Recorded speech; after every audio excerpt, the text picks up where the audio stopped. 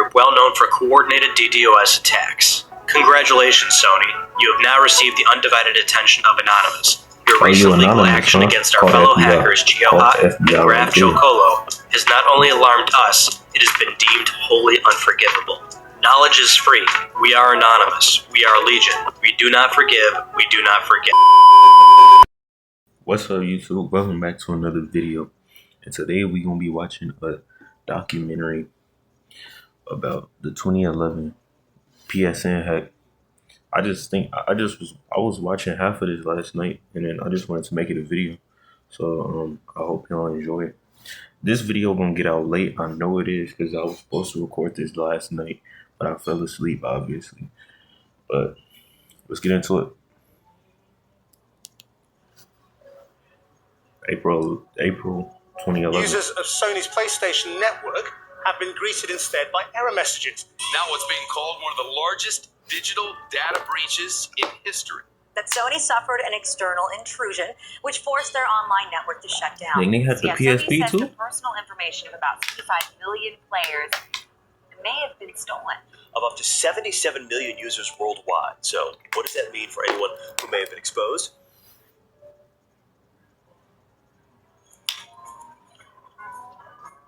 PS 2011 PS. Sony failed their customers. Oh, all original. An error has occurred. You have been signed out of PlayStation Network.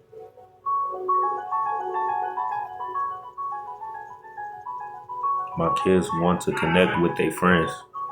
Communication is key. Ken, the father of PlayStation. While it always appeared as though Sony was 2 steps behind in the world of online connectivity, the upcoming digital age was not lost on the company. Well before Microsoft's Xbox hit North America, Sony completely understood the need to take PS2 online and into the future. Ken Qriocity, the hardware architect for both the PS1 and PS2, was ready to connect PS2 to the Sony network, with an even broader goal to create a portal full of content users could interact with, from movies to music and of course games. This, however, never came to fruition. The PS2 went on to become the most successful video game console ever, without Qriocity's online vision being fully realized. PS2 saw many online games over its lifecycle, with many fans heavily devoted to games like Final Fantasy XI and SOCOM. It seemed like Sony's commitment to online gaming was alive and well. Then enters the next generation, PlayStation 3. During E3 2005, Sony spent nearly 2 hours going over the system's technical specifications, showing off a number of tech demos and having third-party representatives vouch for the capabilities of the system. A very small portion of this event gave us the very first glimpse and promise of the PlayStation Network, promising community, communication, commerce, and content. The PS3 era fundamentally changes this approach. The network is a core element of the PlayStation 3 DNA. Every aspect of the system has been designed with the broadband and the home networks in mind. PS3 is an always-on, always-connected device. This promise was small, and in comparison to Microsoft's Xbox 360, incredibly lacking. Not only was Microsoft heavily devoted to making Xbox Live the premier place to play online games, but they delivered that promise once the Xbox 360 launched on November 22nd, 2005. The system had a robust storefront, friends list, party chat, messaging, everything you'd really need. It was feature set from the get-go and attracted many gamers looking to play online. And as the months rolled on and Microsoft gained an early lead in hardware sales, the standard was now set. This was the right way to do online play on a console. Surely Sony was prepared to offer something just as good or better. This unfortunately wasn't the case either during Sony's 2006 E3 press conference, where the company spent very little time demonstrating the PlayStation Network. There was a glimpse at a product page on the PlayStation Store and a look into purchasing a downloadable song for the game SingStar. Here we have the ability to buy the song. I'm just putting it in as $0.00. We don't want to give any steer yet on our pricing strategy. And you can see how we have a wallet system and we have a spending limit. All of this is part of the parental controls that you would expect to be part of the PlayStation Network platform. The rest was awkward gameplay demos and an overwhelmingly high price reveal. While many things went wrong during the PS3's early stages, most of them were seen a mile away. The internal components were surely going to make the system costly. The PS2 was difficult to develop for, and PS3 would probably be no different. But Sony knew, as early as 2001 that an online infrastructure was important, and yet Let me they stop lost their writing my face. focus. I don't know They what I'm disregarded the competition and how well they were doing. They assumed what they had in place is what people would want. They assumed people would pay any price for their console, and they assumed PlayStation Network was going to be great. PlayStation Network is great.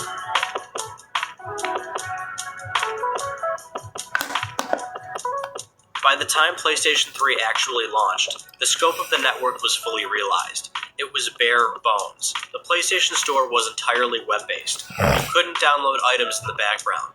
You couldn't access your friends or Dang, you messages couldn't in-game. download items in It the was a background. mess. Crazy. Though this was one of many problems the PlayStation 3 faced early on, which Sony fully understood after seeing poor sales and an onslaught of criticism for all their shortcomings. The company quickly got to work on PS3. The years that followed showed a company committed to bettering their product. There were price cuts. 6.5 hours later. What's up, guys? We back. I took a little nap earlier, but we just gonna finish the documentary right here. So tune in. Make sure you watch the full video. Put the video on in the background. I need to get that watch time, man. But let's get into it. Criticism for all their shortcomings. The company quickly got to work on PS3. The years that followed showed a company committed to bettering their product. There were price cuts. At $5.99 and then consequently reducing the price on the existing 60GB model to $4.99. Exclusive games. Yeah, God of War and stuff. I remember playing that Infamous. I don't remember which one it New was. features. As many of you know on the blog, we've been listening to your feedback and have delivered a lot of the features you've asked for, and this firmware update actually contains the #1 most asked for feature, the in-game XMB. So let's take a look. So I'll hit the button, and as you can see, it brings up the XMB. New hardware. Allow me to introduce the latest version of PlayStation 3, I like the available one in with the stores throughout the you can world slide from the the thing first and week put of the September. disc in. Not the slide though. And a better network. Today we'll be walking you through the new interface of the store, which will be available in mid-April. But behind the scenes, as early as late 2009, notable hacker GeoHot and hacking group Veil Overflow were working on cracking the security of the PS3 hardware. And on January 2nd, George Hotz, aka GeoHot, released root keys of the PS3 on his website, which could be used to install new software and homebrew on any PS3 console, including the possibility of pirated games. It did not take long for Sony to take immediate action. The keys were removed from the website after legal action from Sony was sent to GeoHot and Veil Overflow. I got a question. If y'all can put all this time into hacking stuff, why not go do something great? Like, if you that smart where you can hack into a whole, if you can hack into a whole game console game, it's probably not hard. I don't know nothing about hacking, nothing, but if you can do all that, why not just go do something else? Like, do something else that's actually gonna help somebody. Like I don't know what you could do with hacking, but go. You obviously good with hardware, so I would tell you to go do something with where you could like do something with hardware, but that's behind me. By January 11th, Sony filed for a temporary restraining order in the U.S. District Court of Northern California. They also demanded sites like YouTube hand over the IP addresses of people who watched or visited any of GeoHot's pages. Sony also requested the control of GeoHot's PayPal account. The judge ended up granting Sony permission to view the IP addresses of anyone who had visited GeoHot.com. And come April 2011, the suit was settled on the condition that Hotz would not resume or pursue hacking any Sony product ever again. In the midst of this controversy, Sony found themselves being threatened by Anonymous, the infamous international hacking group well known for coordinated DDoS attacks. Congratulations, Sony. You have now received the undivided attention of Anonymous. Your recent legal action against our fellow hackers GeoHot and Graf Chocolo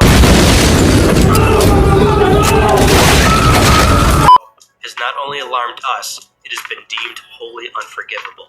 Knowledge is free. We are anonymous. We are legion. We do not forgive. We do not forget. Yeah, the Expect FBI don't us. either. On April 4th, PlayStation Network is hit with coordinated denial-of-service attacks that bring the network down numerous times, making it difficult for gamers to play games online, log in, or even just stream content through Netflix or Hulu. The service faced interruptions for a few days until April 7th, when Anonymous officially declares they are no longer attacking the network and issuing a statement openly apologizing to affected users. Anonymous is on your side, standing up for your rights.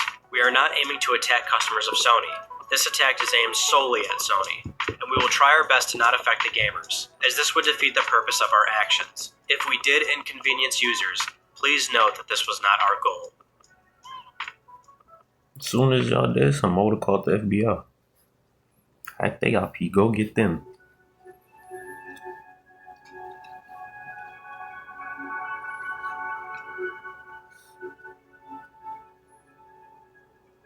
We'll report back here as soon as we have more information. Thank you for your patience. PlayStation Network is offline. Millions of gamers around the world cannot log in and are left wondering what is going on. It's not long until Sony officially comments on the situation, posting on the PlayStation blog that there is an outage and the cause is being investigated.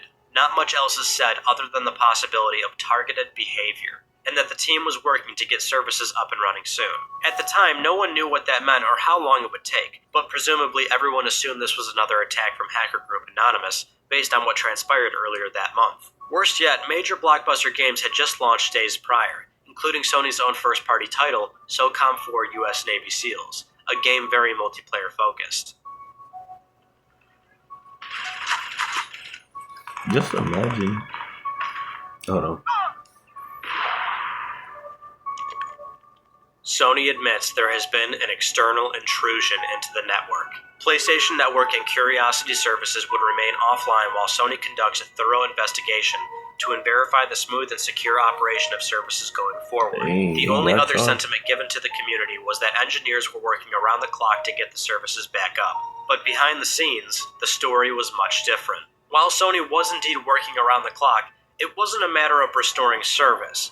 It was a matter of understanding just how much was compromised. PSN remained down in order to prevent any further attempts to access whatever was accessed. Imagine if which that at the time happened today. Sony still All the wasn't Fortnite fully kids that aware would be of. mad, bro. Niggas that stay on the game 24/7 gonna be upset. That happened today. Hackers have stolen the personal information and possibly the credit card numbers of 77 million Sony PlayStation users. Personal information, passwords, addresses, things like that. Birth dates, emails, purchase histories, Correct. potentially passwords and logins. Sony is also not ruling out the possibility that credit card information may have also been taken. I never put my credit card on the game. I always buy After 6 days of PlayStation Network being down and continued reluctance to be completely transparent, Sony now reveals the full extent of the situation. Personal information of 77 million PSN users has been compromised. Whatever group or entity was responsible for the network outage had obtained your name, address, email, birth date, PSN login, purchase history, billing address, passwords, security answers, credit card number, They and got expiration everything. date. Sony warns in their blog to be They know aware of all everything about you emails, at this phone point. calls, and postage scams being delivered to you asking for your personal information. If you use the same passwords and usernames across other sites and services, you're warned to change them immediately. And above all else, carefully review your account statements. The news makes headlines worldwide as Sony now becomes the victim to one of the largest online data breaches in history. With so much on their plate, the company has to answer one simple question. Why are they admitting this now? Why weren't consumers told right away? Where was the transparency? Sony answers those very questions in a follow-up for damage control. Sony's Director of Communications, Patrick Siebold, issued a few statements saying that there was a difference in timing between when the company identified the intrusion and when they discovered consumer data being compromised.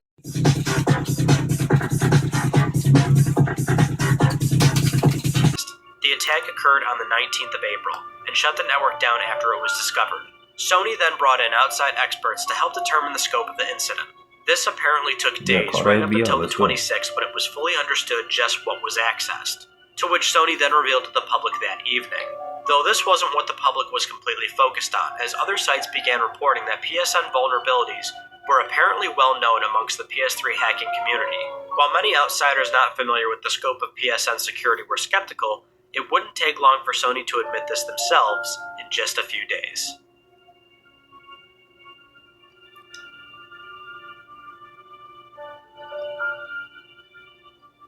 if your house has been burglarized, you found out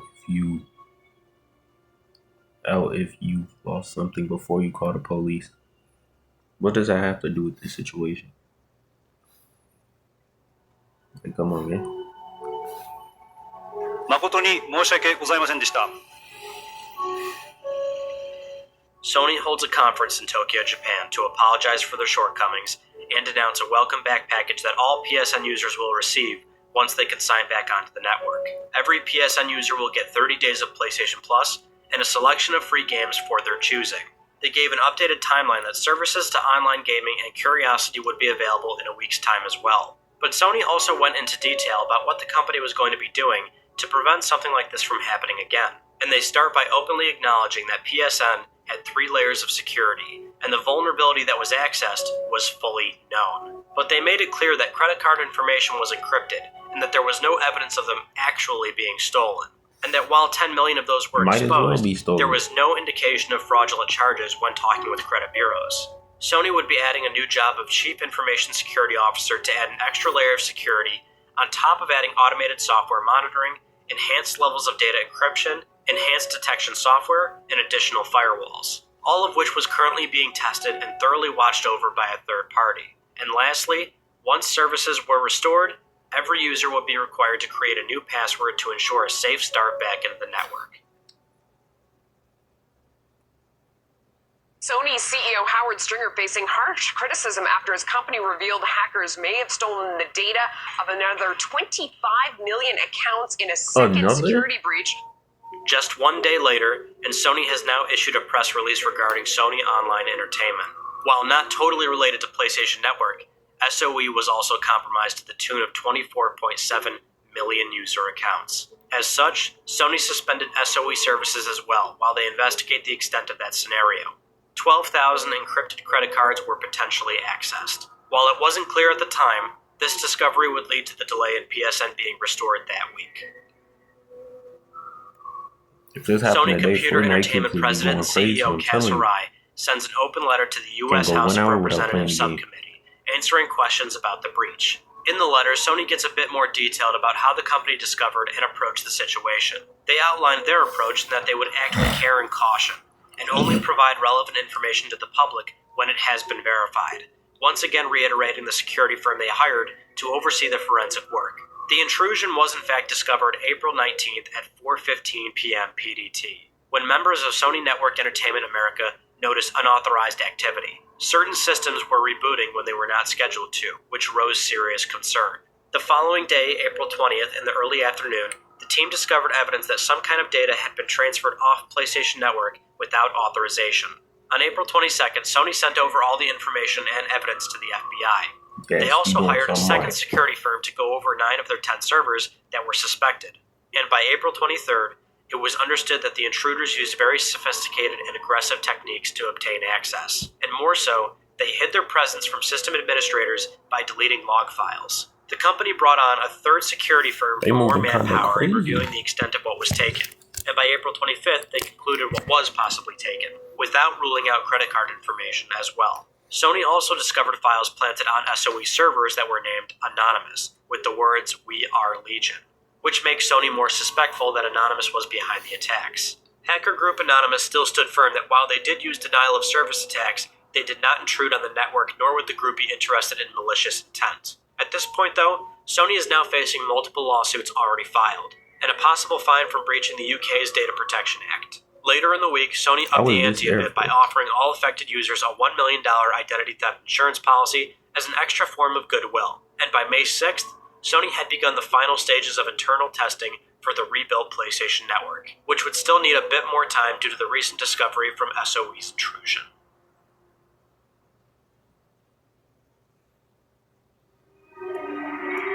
As a company,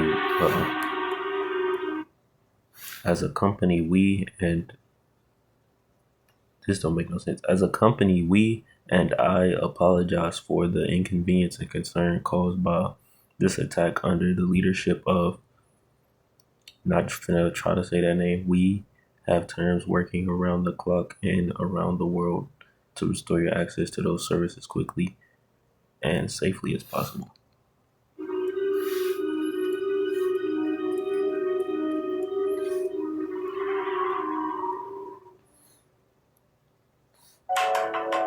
May 14th, 2011.